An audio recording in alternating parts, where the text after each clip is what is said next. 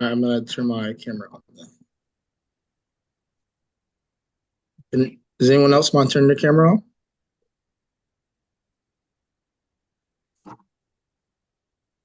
Hello? Yeah, yeah. I I mean, got you. no. Got you. All right, sounds good. Ready when you all are. All right. Yeah, I So, think Brendan can now start the recording. I got you. It should be going. All right. Hi. What do you think when you think of the term living well? When we think about talking about living well, we discuss the physical health and often focus on things such as nutrition or even financial wellness. But it's actually a full spectrum of wellness. Take a second, close your eyes with me, and imagine a beautiful garden of sorts. In the back, you have your physical fitness fruits, so to speak, emotional, heartfelt herbs. You have your mindful, mental wellness meadows, financial prosperity seeds, spiritual, soulful seeds, so on and so forth. Each one of these fruits is a dimension of wellness. And I ask you today, which one are you pouring more water on, and which one are you not nurturing enough? Oftentimes, this is how people perceive the dimensions of wellness, and a lot of times we'll stress one over the other. And a lot like a flower, whenever you pour too much on a dream, you can drown it. Hi, my name is Chancellor Bird. I'm from Team Health is Wealth, and today we'll be talking briefly about living well while exploring diverse paths to health. So, my name is Chancellor Okay, Bird, of course. I'm from okay. the US. And I am Janet Ejakuma Bonsu from Ghana. And I am Masungulu Ndlovu from South Africa. All right. So today we're gonna tackle today's agenda. Starting off briefly talking about the overview of wellness dimensions. Go over each of the eight wellness dimensions briefly, and also talk about some cultural variations of what that looks like around the globe. Then we're gonna explore some global perspectives on physical activity, nutrition, mental and emotional health. Then we're gonna slow things down and talk about the importance of rest and sleep, as well as some cultural practices of how that's implemented around the globe. I think you'll find that pretty interesting.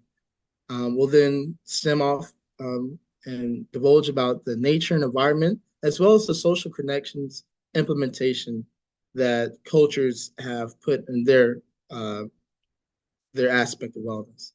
And then lastly, we're going to talk about the barriers of health, as well as some proposed solutions to it. Then we're going to do some wrap up and practical tips and Q&A with you all. All right. So opening to the crowd briefly, what does healthy lifestyle mean to you? Um, Brandon, just open it to you. Like, what does a healthy lifestyle look like to you?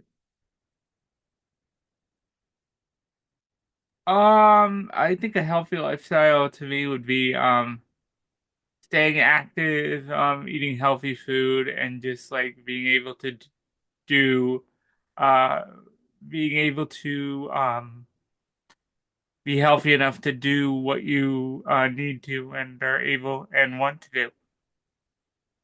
I appreciate it. Appreciate the insight. And I would also agree that's something I believe would be along the lines of my aspect of a healthy lifestyle. As far as universal, I'm sorry, with this recording, I might have to, I can't see the screen with being the host, but I have the gist of it. But with universal and cultural perspectives, um, we often tend to focus a lot on the emotional or the physical aspects. And, as I mentioned briefly before, a lot of times people don't focus on maybe the occupational, the environmental, the social. So I'd like to go around going clockwise, starting with emotional. So of course we all know emotional well-being is that in touch. Physical, we're gonna touch on nutrition as well, exercises, daily practices you can see around the globe. We have social. Are you getting into that social setting, feeding your social battery? Occupational, of course, is work. Is your work you can side with the work that you do, and this is fulfill who you would like to be. Financial wellness, of course, we all know. Um, I would like to touch on financial wellness because financial wellness is very important when it comes to a different aspect of emotional, physical, social, as well as environmental wellness. I think financial wellness affects a lot of that because it kind of enables or prohibits people from being able to feed into every aspect of the dimensions of wellness. We have environmental, we'll talk about later as well. That's just going into how are you practicing a sustainable, act on an everyday basis. Spiritual and intellectual kind of go hand in hand. We'll go into that later as well when we talk about some of the Eastern practices, and I think that'll be a pretty good treat there. I like to talk about some of the cultural variations and wellness. So starting with the social emphasis, I think a good example of this is in like Latin America cultures. There's a value of family as well as a business major, in international business, you learn when you go to certain countries, there's a value that as a business major, you're supposed to uphold. So of course, in Latin America, it's time for the family. And I think that's a pretty good example of like that social connection and emphasis on that. As far as spiritual inner peace, we could look at places like India, as well as even China, like the practice of Tai Chi, India, practice with yoga. Environmental harmony, you often see this in Nordic countries for many reasons, but they're very environmentally friendly and even places like Norway, even with their oil reservoirs, putting that back into their economy shows that environmental, financial dimension of wellness coming together. And then lastly, individual achievement. This is a very Western ideal of just personal goals, intellectual growth, and pursuing that. Now I'm going to hand off to Mansugla.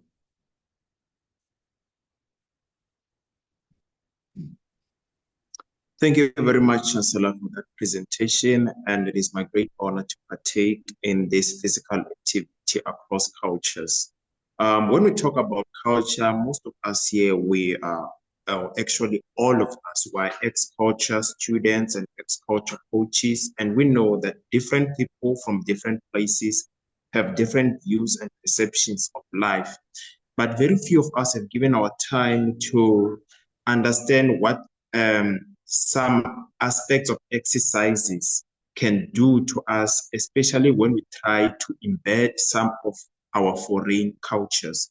So as Team Health World, we have come up with at least 2 cultures from 2 different places that have been shown to have a significant impact into living well and having a healthy body. One is called the Tai Chi, and this one is originated from China, and the other one is Capoeira, which is originated from Brazil.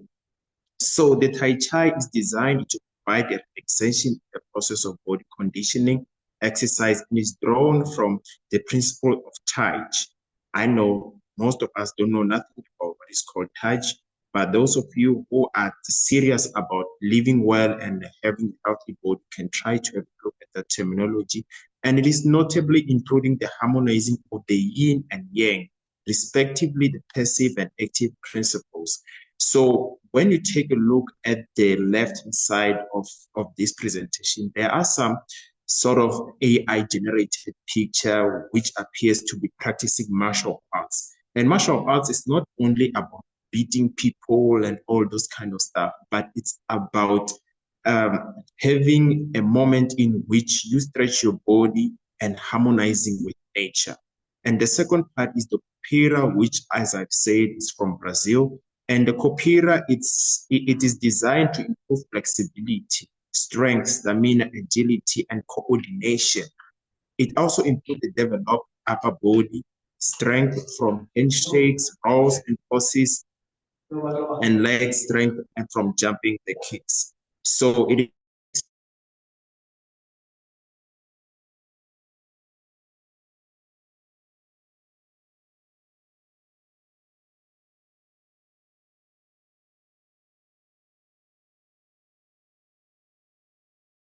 I can't change to the next part.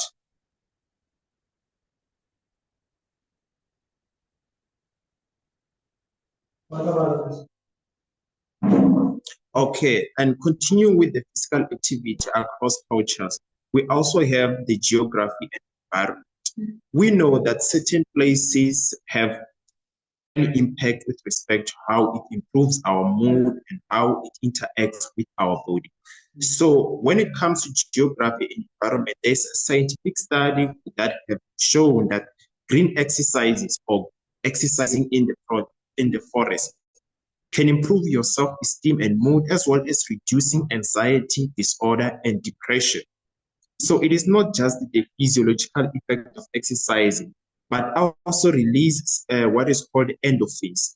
And underneath this text, I have defined endorphins, which means the hormones that your body produces to help you feel good and release pain and also lower your stress. And also the dopamine and the serotonin that cause these responses. And then by comparing different exercise settings, studies have showed that regular use of woods or parks for physical exercises reduce the risk of poor mental health, whereas no such patterns was found in non-natural settings like gyms. So having said that, those of us who are not very far from a forestry or this kind of settings, we need to at least twice or thrice a week we go there and try to experience these kinds of exercises, because like I have stipulated, it is a scientific study that has been found to boost a lot of aspects within your body. And also I define serotonin, which means it's a substance that's found mostly in the digestive tract, central nervous system, which is the brain, and the spinal cord, and also the platelets. And in addition to physical activity across cultures, we have what is called the social and community aspect. Personally, as a gymnast or as someone who goes to the gym, I know the effects of gymming alone and the effects of gymming with people around you. According to studies, this has been found to boost your mood and lower your stress and decrease the symptoms of depression and anxiety. Because one of the worst things that you can do in life is to do something alone. But when you do it as a group, you gain some confidence, you see. So you can swipe to the next slide, Chancellor. Thank you very much. Now I will hand it to my colleague, Janet. She will take the nutrition and eating habits holistic approach going forward. Thank you. Appreciate it, Mr. Yeah, we're gonna jump into some sorry, nutrition. Chancellor, sorry, yes. It's all love. Yeah, but jumping into some nutrition and eating habits, I'm talking about the holistic approach. This includes physical, environmental, as well as sustainable practices for the future. So it's important to keep in mind that nutrition is not just keeping our bodies fueled on an everyday basis, but it's aligning with our environment and making choices that supports that sustainability. So touch on physical wellness. It's important to think about the nutrition for bodily health, such as eating whole, nutrient-dense foods that supports energy, immune function, overall well-being, as well as balanced, rich diets, vitamins, minerals, essential nutrients that help us maintain strong bones and supply our organs with the function that it needs. I think it's also important what fuels you to also think about preventative health benefits of having good nutrition, such as, sorry, I'm getting notified there. Right. Right, you all can hear me. Yes. All right. As far as persistence and preventing any health impediments in life, it's important to have a consistent intake of healthy foods that prevent chronic diseases like diabetes, obesity, high blood pressure, and even things that leads to things like cancer cells and dementia. Diets high in fiber, antioxidants, and good fats continue to contribute to longevity and physical resilience. Next, I'd like to talk about some environmental wellness, briefly brush on food production and ecosystems. Just by choosing foods with lower environmental footprints, like locally sourced plant-based options, always is good for reducing pollution and habitat destruction. Next, just traditional diets that emphasize foods that are naturally adapted to the local environment require less energy, water, and chemicals. And lastly, sustainable choices in nutrition starts with the agriculture and farming aspects. Traditional diets focus on farming practices that work and work with the land and not against the land, um, such as crop rotation, regenerative farming, and even the controversial use of pesticides, the use and not using pesticides. And lastly, I'm just sourcing foods from sustainable agricultural um, farms and sustainable agriculture practices that reduce our carbon footprints. These are all things that aren't necessarily thought about on an everyday basis when it comes to nutrition. A lot of times we think of the back end where we're consuming the food and not how the foods, the production of it can affect the ecosystem. So it is important to think about this when you think about nutrition on a global level. I'd like to talk about the quote, shifting towards plant-rich diets could reduce global greenhouse gas emissions by up to 70% and lower the risk of chronic diseases such as cardiovascular disease and diabetes by 30 to 40%. I got this quote from the Lancet, 393, page 447. And I think it's important. Diabetes is a pretty gateway disease to a lot of other bad things such as cancer, dementia, and etc. But so I think it's interesting to see the cultural ties around the world, such as the Mediterranean diet. Um, Mediterranean diets such as like natural foods, fish, olive oils, tomatoes, whole fats. Even things like in Asia, a lot of plant-based diets minimizes the carbon footprint and environmental impact by aligning with sustainable practices. And then lastly, with superfoods in Latin America, things with like chia seeds as well as quinoa, two things that's been pretty popular nowadays, taken over, and they're nutrient dense, they're versatile, and sustainable crops that support good gut health, and they're good for local agriculture as well. So I'm gonna go ahead and hand it off to Masumba once again.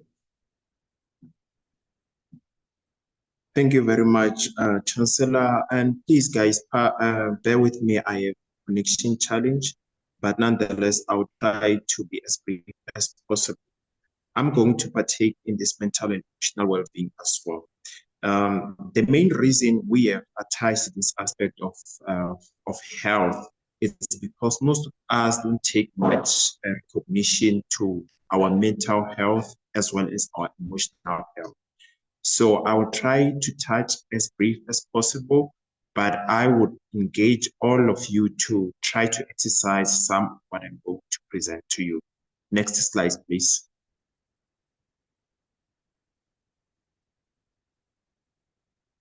Okay, when we integrate the mental and the emotional well-being into exercising, one of the first aspects that we need to take into consideration is meditation. And I can even feel the goosebumps from some of you when I talk about meditation, because most of us don't have time to listen to ourselves.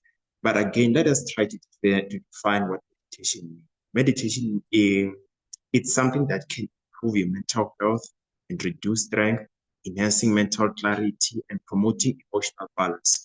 And when you try to understand this aspect of meditation, you can also tie it to what I have explained on my previous slides. And again, when you integrate the emotional and mental health being, one of the strange yet scientific backed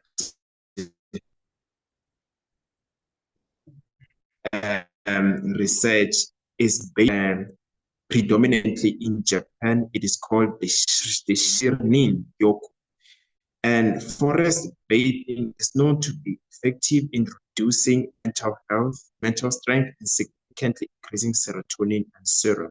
And I've also defined some of these definitions in my previous slide. Bathing in the forest, I could add to that. Okay, now let's take the family support in Latin America, and this one we're talking about yoga. Yoga again is similar to meditation, even though it is not the same, but it's much related. And what is yoga? Yoga is a holistic mind-body practice that combines breathing, physical relaxation, mindfulness, meditation, and postures. So you just stand still and listen to yourself. How does this thing benefit you mentally? Yoga can help you relax and sleep better. And we know that sleeping can be challenging, hard for most of us because we are busy people. Some of us are students in our university, some are working, and again, we're participating, much stressful. But yoga can help in relieving that stress. Emotional yoga can help you manage stress by calming your nervous system and reducing tension. That is as brief as I can be. And myself, I'm practicing these things, but it can be challenging, but practice makes perfect. Thank you very much. All right, so I'll take it from here. So we move on to another essential part or element of healthy living, which is sleep and rest. Sleep and rest. So sleep and rest are essential elements of healthy living. And it's not only about eating well, it's also about sleeping well and resting well. So what do you think happens when we sleep? Yeah, what do you think happens when we sleep? Yeah, anyone? What do you think happens when we sleep? Okay, We, we so dream. yeah, I'm listening. I said we only dream when we are asleep. Okay, sure. That's a good one. All How right, about Actually, so our body tries to learn everything what it experienced during the day, and it tries all right. to add that to its memory during sleep. Okay, that's perfect. That's perfect. That's a good one. Yeah, anyone else? it just gives our Okay, brain a time to reset, metabolism. all right. All right. That's all great. All right. So during our sleep, our body works to restore energy, repair and reconstruct some tissues and muscles. And it's also a time for the body to also take care of other parts, or let me say tissues which were worn out as a result of your up and down movements. And it's a time for your body to regulate hormones and also keep your body in check and bring it back to its normal reset, which is why you feel rejuvenated after a good sleep and rest. All right. So quality sleep directly impacts our mood, and lack of sleep and rest is harmful to our health and also our well-being. So to live a healthy life, there is a need to incorporate sleep and rest into our daily activities or daily schedules. It's not always about work, work, school, work, school. You also have to give your body a break and also relax and rest. All right. So, fun fact, did you know that your body is more active while you sleep than it is when you are awake? All right. So, the science behind it is what I explained as when we sleep, the behind the scenes of we sleeping is when our body takes its time to restore energy, repair, and reconstruct, as I mentioned earlier. Okay. So, next. All right. So importance of sleep. Importance of sleep. So sleep, first thing, when we rest, there is physical restoration. There is physical restoration. So as we take time to nap or take breaks from work, our body actually takes time to lower, or it helps calm the mind and promote relaxation. As we spend time in nature, it reduces our blood pressure, decreases the stress hormone, which is cortisol. And yeah, so next we have the mental and cognitive health. Mental and cognitive health.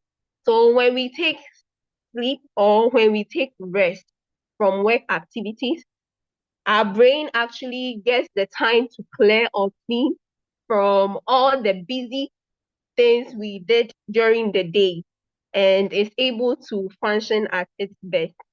And emotional regulation. Also, taking rest and taking sleep also helps to actually calm or maintain your emotions. Having poor sleep or having a very bad sleep, we all can attest to it that it can affect our brain and make our brain foggy, which will affect our creativity and even our mood sometimes. Okay. So it's also having good sleep it helps with energy and vitality.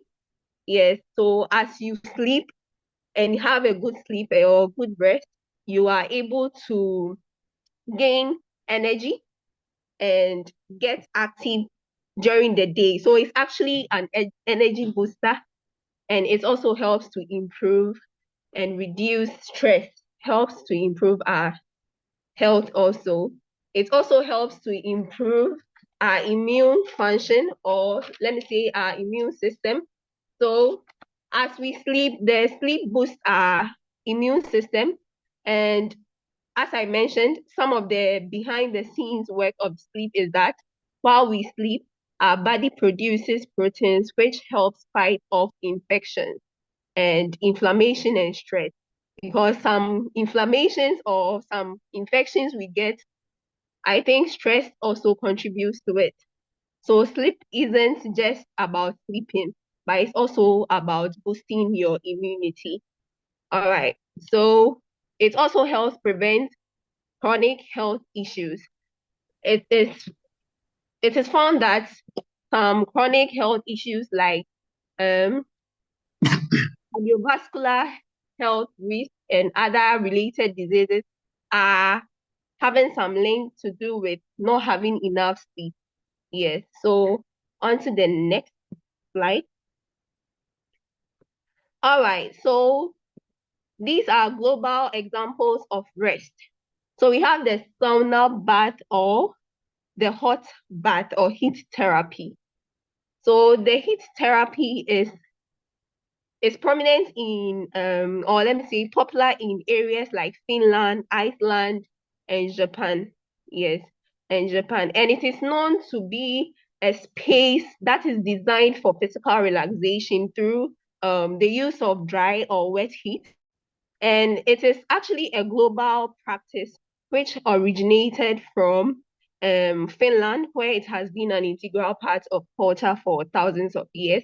And it is known to promote relaxation, detoxification, improve circulation, and also mental well-being. So it's actually global thing as at now because it has been adopted and adapted in various cultures. All right, so we move on to the next global example of rest, which is tea ceremony. So the tea ceremony is actually a mindful, ritualistic practice of preparing and consuming tea, emphasizing on tranquility, which is peace, then the art of hospitality. So this is known to have originated from China, where tea is a culture, and yeah, it has evolved into distinct forms in other cultures like Japan, Korea, and other Asian countries. So the tea culture is a time for relaxation. It is known to also bring harmony. It is a time to also bond and also have time with your family and friends. Yes, it also boosts digestion and support. Then we move on to the next, which is so then on to the next global example, which is siesta. Siesta. So siesta is taking short nap, or should I say short sleep? Yes, taking short sleep. So it's also practiced it's practiced in areas around the world. Here in Ghana, siesta is incorporated into the curriculum of students. Yes, so in every school, there is a time for break where each student is mandatory to take a nap. Yes, this is known to help calm your brain and also helps to improve your energy. as we know, it's an energy booster. So CSI fosters a better mood and also social interaction. So it helps to reduce fatigue and lower stress levels. Then we have the Swedish speaker coffee break. Swedish speaker coffee break. This is actually it's a cherished what do we call it, activity or practice, which is known among the Swedish, and it is actually a way. It's way more than just having a coffee break. It is a way of recharging your batteries to relax for a short period of time. So it's actually sharing coffee among friends and colleagues and taking time off work, and it helps promote relaxation, strengthens social bonds, and reduces stress. Yeah. On to the next. Okay, so here we have the next global example of rest, which is Sabbath rest. It is mostly practiced or observed in Jewish, Christian, and Islamic traditions. Here in Ghana, it is mostly the people known to observe it strictly is the Seventh-day Adventist people, and they are a religious body in the Christian denomination, sorry, and they are known to stay away from work or any stressful activity to take time to rest. And it involves setting aside a day for rest, reflection, and spiritual renewal. So yeah, it is known to foster physical, emotional, and spiritual well-being, promoting a sense of peace and connection. On to the next. Then benefits of balanced rest. So I will talk about the benefits of having enough or quality rest. So physical health, as I mentioned earlier, it helps to strengthen your immune system and enhances recovery as you spend time in nature. It helps to increase your immune function by at least 50%. Yes, and it also helps with emotional stability, reduces stress, and improves mood regulation. It also helps with productivity and focus, as better rest leads to heightened focus and efficiency. Yeah. Okay. Then we move to nature and environment. What impact has nature on our health or well-being as humans? So nature and environment are crucial for both physical health and emotional well-being, and it provides a range of health benefits for reducing stress and improving mood by boosting our immunity and promoting physical activity. It also helps to foster deeper connection with our natural world and our environment, leading to a more balanced and healthy life.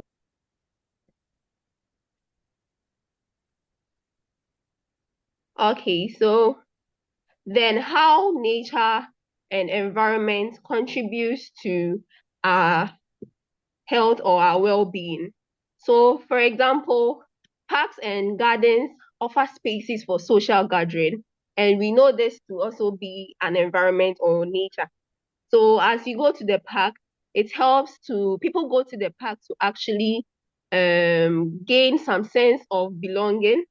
So, the green spaces or green areas encourage social interaction and building stronger communities. So yeah, parks and gardens offer spaces for social gathering. And we also have the immune system booster. So nature, especially forest, helps to boost our immune function by increasing our natural killer cells that fight infection. So it strengthens, and as our immune system is boosted, we all know that the immune system is the body's defense against illness, so which is a good thing. And so an example is when you spend time in nature, your your immune system. So I urge each and everybody to take time off work or school to actually go out and just relax for your own self. Stay away from work for some time and focus on yourself. You can meditate while you move through the nature, wildlife, or even in garden. Yeah, can take some rest. And we also have the physical health benefits of nature and environment. Okay, so the physical health benefits I would say is nature actually promotes physical activities like walking, hiking, swimming. They all help support heart health and our lung functions, and also again our immunity. So, All right, so we move through the barriers to health. There are some socioeconomic factors that contribute to barriers to health, and that's low income individuals and limited education as a barrier. And we have the geographic barriers like lack of good transport networks, which prevents others from accessing good and quality health care. And we have healthcare system barriers, which is quality and lack of quality and availability of healthcare professionals in some areas. Moving on to the solutions, we have to solve the socioeconomic